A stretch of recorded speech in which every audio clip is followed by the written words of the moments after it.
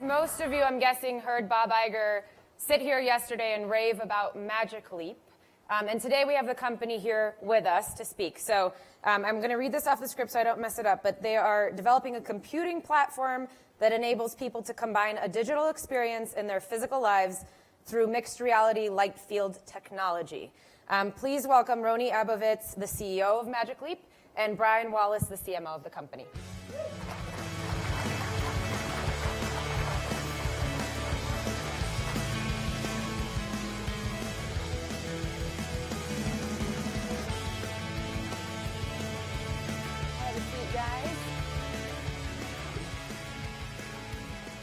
So most of you are probably familiar with what these guys do or have heard a little bit about it.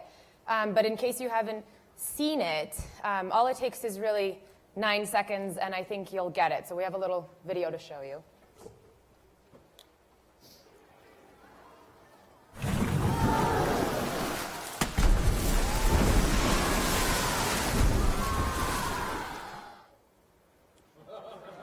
Right?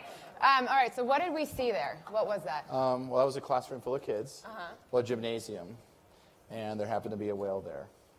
So that was an Okay. That was an example of what we mean by mixed reality, which is to the kids, the whale would just appear to be real, like you're there with it. That just happened to be coming out of the floor of the gym. And it was an example of scale and presence and some of the really cool stuff we can do with this new kind of computing. Okay, well, we want to take a deeper dive into what's really going on here. So we've got another brief clip to show you guys, and we'll have you explain what we're seeing if you can try and look over at one of these screens. Can you see?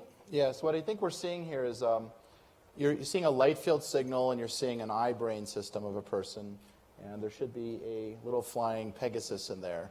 And it's really a good way to describe what we do, where we mimic and blend our digital light field signal, which is really trying to replicate how the world talks to your brain and how people evolved biologically into the physics of how light fields work in the universe. The light fields were there at the very beginning of the Big Bang. Biological systems evolved to interface with that, and it's how our neurovisual system really is designed to work perfectly. And the goal of the company was to turn your brain into a display, to build new personal computing, which was contextual, and not to have a display that you look at, to actually use the display nature gave us and to talk directly to it. And our little flying Pegasus is an example of like content creators, app developers are going to be able to use that display, the one we all have, as their new medium. And I think it's super exciting. So it still requires glasses, though. It's a lightweight headset. We haven't shown another way of saying glasses. Yeah. Well, the difference between glasses are like an analog computer. They do one app. And I think what we're doing in the first Magic Leap system, we'll have millions of apps, and it actually functions quite differently than regular glasses. We load it quite differently. But yeah, glasses are like the first analog computing app that you wear, and they do a good job. I'm wearing them right now. They're working for both of you. I guess so, yeah. We have them on right now. So explain a little bit more, though, because we're all familiar with VR and AR, and how is MR different? Sure. So I call what we're doing a mixed reality light field. And the reason we're saying that is VR, at least the way people think about it today, is you generally put a cell phone type screen right in front of your eye in some kind of compartment, and it's sort of like a stereoscopic device. Original idea for stereoscopy came in the 1830s. So it's sort of continuing that design idea on. We don't do that at all. We do something fundamentally different. And AR, most people associate with like a Terminator heads-up display of text information, like an overlay on top of the world, and that's not what we do either. We're really giving you like a neurologically true visual perception, the same way you are there, like with your light field and sound field. As long as you're not touching something, our digital objects, environments, and people really are neurologically true. And it's one of those things you have to experience directly to believe, but it is, that's so that could get weird real fast if you're walking around and not sure what's real and what's not. We are definitely looking at like style guide and design for UI and how digital objects, like, we've made digital people stand in front of you. So how should they behave against real people? So I think making them maybe a little brighter, a little hyper real is good to distinguish between what's Magic Leap and what's not. There's actually a fascinating example. If you ever make it down to Miami and see the product, there's a test we do where there's a digital object floating in the air, and you put your hand in the same place. Now, your brain has to make a decision that two things can't be in the same space and time. So every single time with every single person who's done this, your hand goes invisible. Doesn't go transparent, goes invisible. Yeah, you disappear. That's how real the object is to your brain. Wow. So it does create those dilemmas, though. Okay, so Pokemon Go, that's AR. Awesome. What would it look like with Magic Leap? So Pokemon's awesome, love Nintendo. So you hold up your phone, you see cute little Pikachus or whatever running around the world, and it's sort of like a 2D graphics overlay looking through your cell phone or mobile phone video stream. In Magic Leap, I would see Pokemon just like I see real people, not looking through a screen. The way everyone exists, you could have small Pokemon running around, hiding behind chairs, gigantic 500-foot Pokemon flying in the sky. It would be pretty epic. So, but anyway, we love what they're doing. I think it's a gateway to a whole new future that we're building the next thing for. How long have you guys been working on this, on the technology? And you by the way, you were telling me that you got the idea for this when you were a kid. So maybe talk a little bit about that first. Yeah, looking back at like little notes and notebooks I have, I think I've been incubating concepts for Magic Leap since I was a little kid, overly influenced by sci-fi and comics and things like that, and then doing engineering and physics and biomed in school. Formally got started in 2011, and the company, I was the first angel into the company. Formally kicked into gear like 2012, 2013, we started to get real rounds of funding. But I had a notebook from college where I was like designing what became Magic Leap kind of stuff as well. So I think it's been in the back of my head waiting for a moment to actually actualize it. When are you actually actualizing it? Great question. So we're over 600 people. We have our systems working. We have a big factory we took over. Motorola had a really big factory down in South Florida. We've taken over a big part of that campus. We have production lines that look like aircraft carriers that are Class 100 clean rooms. That's running right now. We're debugging our high-volume production line made in the United States this summer. So we are in that go mode, and hopefully soon-ish, Yeah, I think the public will see. I think it's important to understand there's already external developers working on our systems day in, day out, creating content and experiences. We have people in our offices who are wearing these things all day for hours at a time, building out experiences. So this is very real. It's not in research mode anymore. Yeah, it's not a decade out, like it's happening right now. But not that many people have actually seen it and experienced it yet. I think we've had, probably at this point, we've had thousands under NDA. So we've been pretty good at... They can't talk about it. They can't talk about it, yeah. Okay, so one thing that did come out and is public, though, is your partnership with Lucasfilm. So can you explain how that came about and what plans are? Go ahead. So I'll start it. And so one of the folks at Lucasfilm, John Gaeta, who's a good friend, he did The Matrix, obvious connections, reached out some years ago, and then another great advisor on the team, a guy named Mike Corrigan, reached out to some folks who knew Kathy Kennedy. And this was some years ago, and then we started to just build a relationship. And they saw us actually deliver on all this fanciful stuff we were talking about and like really make it happen. And from the very beginning, we started doing tests, like AT-ATs walking around the office and X-Wings flying around, which are just insanely cool. And so we have a secret lab on the Presidio campus, right outside from the Yoda fountain. If you've ever been to Lucasfilm in San The Francisco. secret lab, which you just told us exactly where it is. Well, it's not so secret anymore because we'll have a part that cannot be accessed by regular people, which is just be from Magic Leap Lucasfilm development. And then there's a Bay Area developer lab we're building out that all kinds of devs from the Bay Area can come in and hopefully hang out and build stuff before launch. Other partnerships in the works? Yes. What kind of applications? I mean, what is this really going to do? It's amazing to see, of course. I think especially for our company, a lot of the wows coming from the whales and Star Wars, etc. It's very exciting. It's going to be wicked cool. Pokemon, everything we're talking about. Where I'm just as interested is its applications in the office, productivity, etc. Think of this like when a tablet came out. We talked about tablets was gaming at first, but very quickly it made its way into the office and became an essential tool in the office. I see this product just following a similar path, where people are going to use this for entertainment and media and games at home, and then they're going to take it to work, and it's going to give them a competitive advantage. Day one, absolutely day one.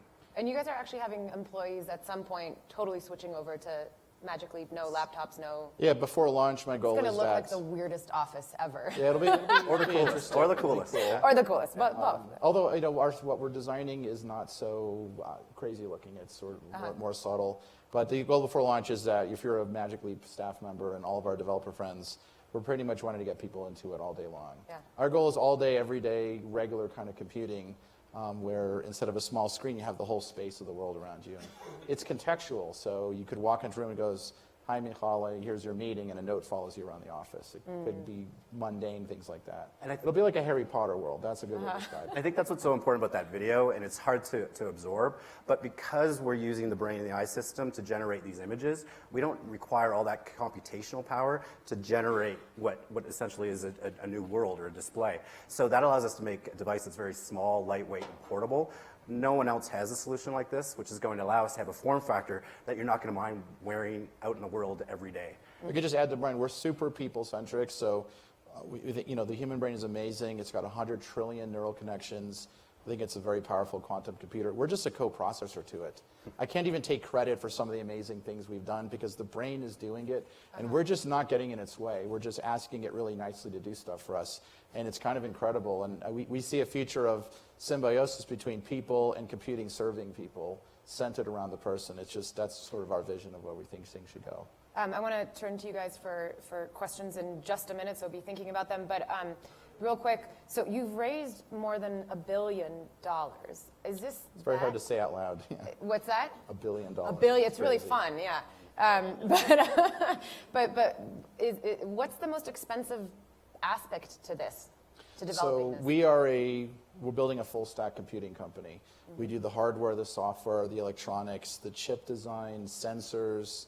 We have a content team that's doing our first party, although we're doing second and third. The UI, we're kind of like a baby Apple in the sense that nobody really takes on the whole problem.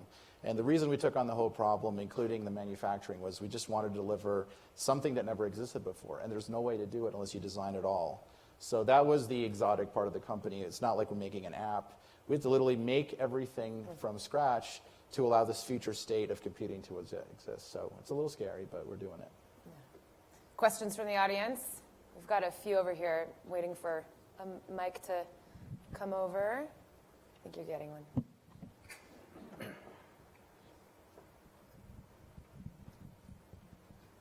Can you introduce yourself? Sure. Stephen Wolf Pereira from Newstar. Phenomenal technology. I would love to understand what are the other use cases outside of the entertainment field, because certainly this could have huge implications for medicine, for other fields. And then second question, how is this super cool company in Florida? So the use case we're targeting, there's games and entertainment and sort of mixed reality, episodic stuff. Seems like the obvious dessert, but media, communications, productivity, healthcare, we're really excited about that. Some great folks in healthcare have been by. Amazing things you can do, not just visualizing, but maybe to monitor and diagnose and even help treat. So we're building a computer. Computers do a lot of things, and you have to sort of target a couple areas first. I don't know if you want to. Yeah, imagine, I'll just ground it in some specific examples that we're working on. We have a thing called Look By. So I'm looking at your sweater, I'm just like, wow, that's really nice. My system recognizes I'm looking at your sweater. Amazon pops up and says, oh, I noticed you're checking out a sweater. If you buy it now. Or Alibaba. Or Alibaba, yeah, thank you. Sorry. An investor. One of our Investors, yes. Any e-commerce player. We like Jeff too. Yeah, exactly. Recognizes that, makes me an offer, says if you buy it now, you get 10% off. I also look down, I can see myself in it, closed, done. All that happens, you don't even know that happened as I was doing it. Or I want to see what a couch looks like in my room, e-commerce, etc. that'd be crazy. Yeah, exactly. Okay, and Florida, the very short, my parents moved from Ohio. I was born in Ohio in Cleveland to Florida because it was warmer. And I love Cleveland, but it was freezing. And still a Browns fan. So it was either Cleveland or Florida to start a company, and you. I didn't know better. It's like 100 million times harder to start a company in Florida, but now it's like a badge of honor. It's like, like we did this in Florida, and it's like, holy cow, nobody does that. But NASA, we went to the moon in Florida, and like Walt Disney went there, so there's some precedent. There's some magic. Yeah. Other questions? I think we have one over here. Can we get a microphone?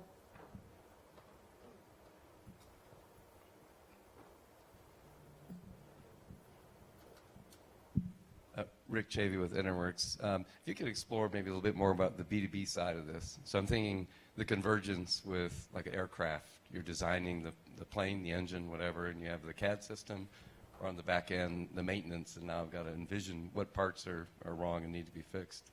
Do you have thoughts in mind for that? Yeah, so I'll throw it. We're definitely exploring a lot of interesting B2B. There's a lot of back-end software that we don't necessarily going to build. We're like the user-facing side.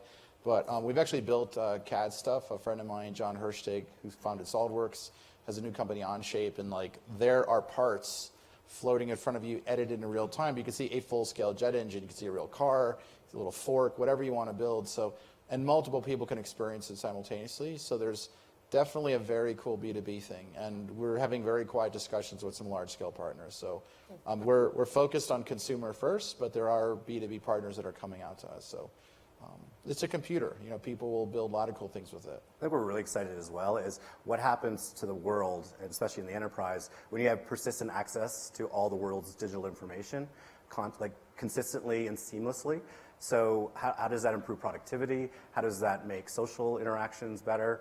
How does that make you appear smarter than you are? We have the saying back in the office, if you take off our system, your IQ is going to feel like it dropped 300 points. So you're going to always want to put it back on. So I think it's going to have profound impacts in the enterprise. Yeah, just on Brian's last thing, we definitely believe that AI should be there to serve people, make you smarter, and that could be really useful in business. Question over here. Hi, Joe Marchese. Question on what did you learn from Google Glass, and after they came and invested in you, is that part of the reason why Google didn't move forward with it? So I'm very friendly with Sebastian that ran the project and Sergey. They're awesome people. I give them a huge amount of credit for just jumping in. Sergey actually I think jumped out of an airplane for being first. And think of this as Mercury to Gemini to Apollo. Someone had to be Mercury 1, and that was Glass, and there was a lot to learn from it. So I just give them huge credit for having the bravery to come out there and get in there first. We're doing things that are quite different. Our visual experience is fundamentally different. They were more of an overlay with a wearable camera. We're more about contextual computing with insanely rich visuals. But we did learn a lot, and they've both been really helpful to me in sharing their good and bad. Yeah, so to address that head on, we're going to have to get the young man's and the young woman's primer to mixed reality social etiquette. And we are working to prepare society, and we think home first, workplace, third place, then you gradually make your way outdoors. We have to learn these rules. There's social behavior that, phones, people don't make eye contact. They're on their mobile phone. You don't want to be on a date watching a Pokemon instead of paying attention to your date. So there's all kinds of things that we'll have to learn. And by the way, we'll need everyone to help us figure that out. But that was a deep learning. I think Glass taught there are societal etiquettes that need to be developed. For sure. Question over here. Hello. Hi, Jennifer Cooperman from Alibaba. Congratulations, guys. We love you. I have a question about being mainstream. So, Brian, you were just talking about consumers in the world kind of using this stuff. What is the time frame of this being mainstream, and what, from an infrastructure standpoint, needs to be in place in the world for actually that to be true? That's a good question. So I've been in consumer electronics my entire career. I was at BlackBerry. I was at Samsung. So I've seen these adoption curves. Most people think that technology, especially digital technology, happens in a linear curve. It doesn't. So I think the adoption of these types of devices is going to happen a lot faster than anyone thinks. That being said, is it going to happen year one? No. Is it going to happen year two? Slowly. By year three, so that puts us into the 2020s. You're going to come to a conference like this, and I guarantee you 70-80% of the people here are going to be wearing a device like Magic Leap. Because it is going to be such a profound differentiator in your life. It's going to make your life happier, better, smarter, you're going to see the adoption of these products happen very quickly. What's required is the price of these products need to drop. They need to get lighter and smaller, which they are, and then you need to be able to have channels to sell them in. And the good news is that we have lots of friendly competitors in the business who right now are helping us build this category and build awareness. I do want to emphasize it is a journey like iPod to iPhone. I mean, many generations, and the first iPod was great, and then the next one was better, and then the first iPhone was cool. And I think the world just has to think it's a journey you followed along, and hopefully each event is cool and interesting. Other questions from the audience? Well, let me just ask you guys, there's one over there. We'll go there real quick. First of all, congratulations. I'm from Dakadu. I think it's a super cool thing you are building. Thank you. I'm doing what you call health scoring, so we score people's life in real time, their health, etc. And with what you're doing here, we're going to see a big social change.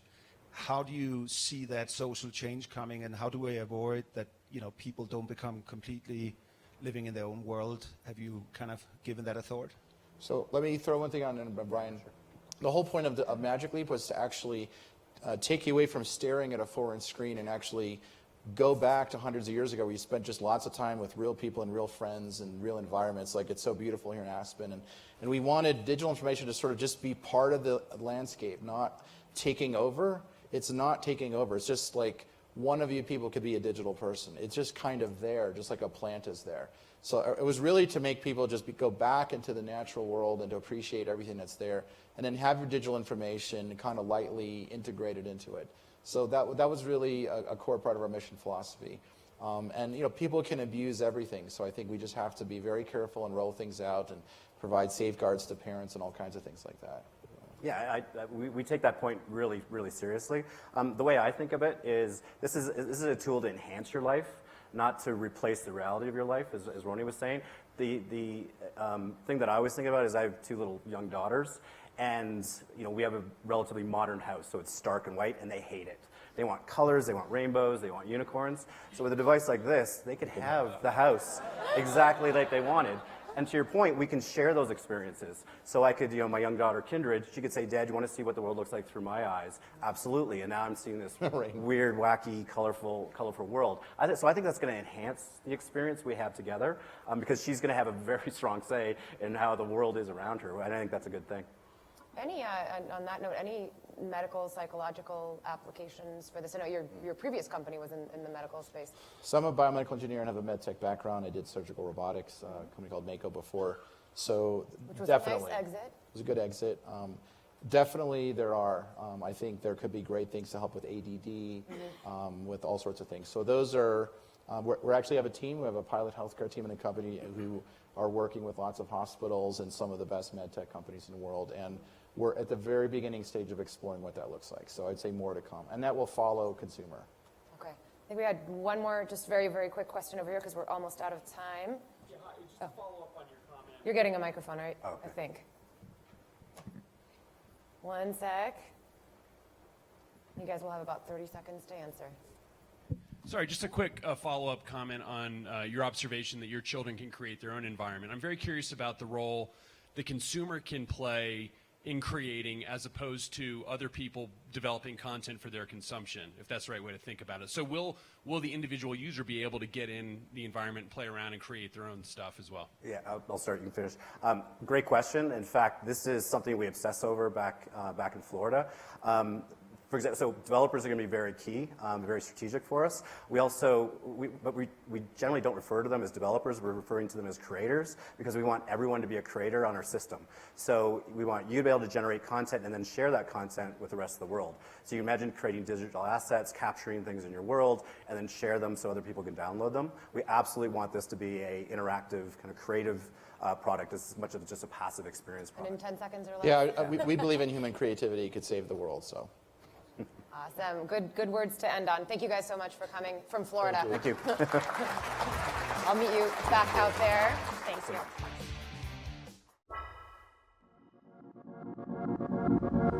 you.